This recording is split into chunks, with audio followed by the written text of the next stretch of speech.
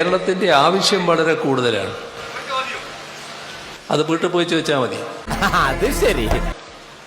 കേരളത്തിന്റെ ആവശ്യം വളരെ കൂടുതലാണ്.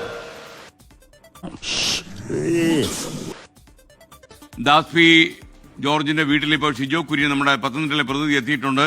കളിക്കുന്നുണ്ട്, ഇവനോട് ചോദിക്കാം. അതിൽ ശകലം എനിക്ക് ആവേശം തോന്നി. കാരണം 20,000 രൂപയുടെ വികസനം ചെയ്തു കഴിഞ്ഞു, തുടർഭരണം കിട്ടുമെന്ന് ഉറപ്പാണ്.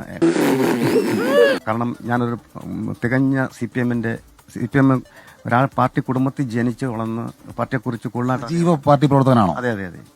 ഈ കളി പൊളിക്കാൻ പറ്റുമെന്ന് ഞാൻ അപ്പോൾ മുഖ്യമന്ത്രിയുടെ ചോദ്യം എന്തായിരുന്നു?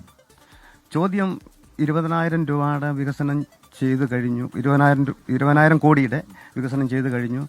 കാരണം തുടർഭരണം കിട്ടിക്കഴിഞ്ഞാൽ കിഫ്ബിയുടെ ഫണ്ട് കേന്ദ്രം തടഞ്ഞു വെച്ചിരിക്കുന്നു. കാരണം ഞാൻ പേപ്പർ ഒരു സാമാന്യം വായിക്കുന്ന ഒരു വ്യക്തിയാണ്. അങ്ങനെ എന്താണ് എത്ര കിളിക്കാൻ? അല്ല, ഞങ്ങൾ ഈ വാലിന്റെ കാര്യത്തെ കുറിച്ച് ചർച്ച ചെയ്യായിരുന്നു. പേപ്പറിൽ നിന്നുള്ള അറിവ് വെച്ച്, കാരണം ഇത്രയും വികസനങ്ങൾ ചെയ്ത് മുന്നോട്ട് അടുത്ത 5 വർഷം വികസനം ചെയ്യാൻ, കാരണം കേന്ദ്ര സർക്കാർ കിഫ്ബിയുടെ ഫണ്ട് തടഞ്ഞു വെച്ചിരിക്കുന്നു. അങ്ങനെ അപ്പോൾ മുന്നോട്ടുള്ള വികസനം എങ്ങനെ നടക്കും എന്ന് അല്ല, ഇതാരും സർക്കാരോ മാത്രമേ ഞാൻ ഉദ്ദേശിച്ചുള്ളൂ. ചോദ്യം ചോദിക്കാൻ വേണ്ടി എഴുന്നേറ്റ് നിന്നപ്പോഴത്തേക്ക് സഖാവെ ഒരു ചോദ്യം എന്ന് പറഞ്ഞു. പക്ഷേ മുഖ്യമന്ത്രി പറഞ്ഞത് അത് വീട്ടിൽ പോയി ചോദിക്കാന്നാണ് പറഞ്ഞത്. വിഷമം ഉണ്ടാക്കിയോ? ഇല്ല, വിഷമം ഉണ്ടാക്കില്ല. കാരണം ഞാൻ ചോദിക്കാൻ പാടില്ല ായിരുന്നു.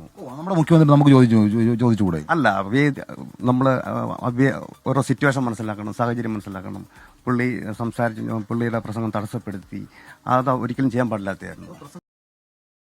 തടസ്സപ്പെടുന്നല്ല, മുഖ്യമന്ത്രിക്ക് വേണമെങ്കിൽ രസകരമായിട്ട് നമുക്കൊരു മറുപടി തരാമായിരുന്നില്ലേ? കാരണം E K Nayanar, K Karunakaran അടക്കമുള്ള മുഖ്യമന്ത്രിമാരും കേരളത്തിലുണ്ടായിരുന്നു. അവരൊക്കെ ഒരു ചോദ്യം ചോദിക്കുമ്പോൾ അതിനെ സരസമായിട്ട് അവതരിപ്പിക്കും. ചേട്ടനും രസകരമായി ചോദിക്കുന്നു, മുഖ്യമന്ത്രിക്ക് ഒരു മറുപടി തന്നുകൂടായിരുന്നു എന്ന് കരുതിയോ? അല്ല, ആ വേദി തെറ്റാണ്. ഞാൻ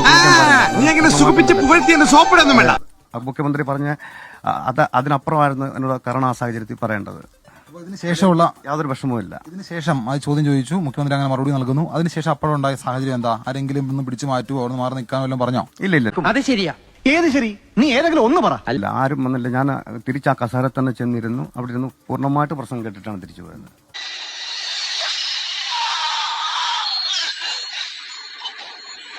അപ്പോൾ അതിനുശേഷം പല ആളുകളും പറയുന്നുണ്ട്, ഈ പറഞ്ഞ മദ്യപിച്ചതിന് ശേഷമാണ് അവിടെ ചെന്ന് ഈ രീതിയിൽ ചോദ്യം ചോദിച്ചത്. അങ്ങനെ ആ ആക്ഷേപങ്ങൾക്ക് മറുപടി എന്താണ്?